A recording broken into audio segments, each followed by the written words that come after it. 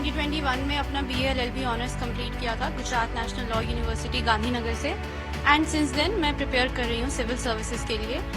Last year मैंने Jammu and Kashmir civil services का examination qualify किया था और साथ ही साथ मैं UPSC की भी प्रिपरेशन कर रही थी। ये मेरा 3rd अटेम्प्ट था UPSC में and I am very thankful कि क्वालिफाई हो गया।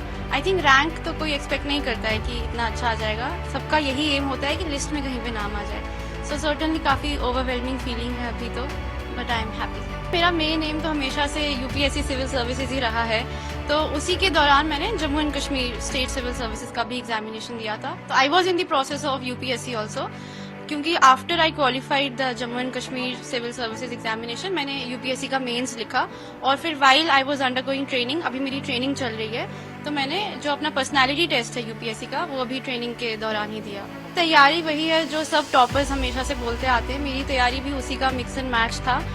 कोचिंग मैंने कोई नहीं ली, बट जो मटेरियल जो बेसिक सोर्सेज सब टॉपर्स सजेस्ट करते हैं मैंने भी वही फॉलो किया था।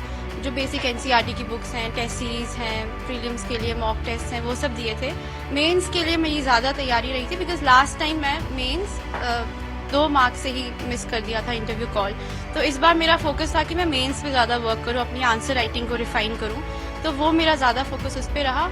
और फिर फाइनली ट्रेनिंग के दौरान जो मैंने अपना पर्सनैलिटी टेस्ट का प्रिपरेशन किया उस पर मेरा ध्यान था कि मैं करंट अफेयर्स वगैरह पे ज़्यादा फोकस करूँ और अपने ऑप्शनल पे जो कि लॉ है उसे भी रिफाइन करूँ।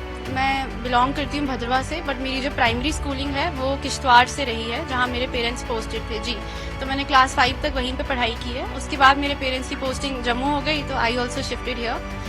चैलेंजेस वैसे तो कुछ खास रहे नहीं, बट यही है कि जब आप शिफ्ट करते हैं कितने रिमोट और बैकवर्ड एरिया से टू जम्मू, तो वो थोड़ा चैलेंजेस तो रहते हैं बिकॉज एक हिंदी मीडियम स्कूल से आप डायरेक्टली इंग्लिश मीडियम स्कूल में अगर पढ़ रहे हैं तो वहाँ पे आपको थोड़ा अकेडमिक का भी डिफरेंस होता है, अकेडमिक्स का, वो सब चैलेंजेस रहे। बट मन में हमेशा से यही था कि मैं कोई ऐसी जॉब ज्वाइन करूं जहां पे मैं पार्ट ऑफ द सोल्यूशन रहूं rather than being a part of the problem.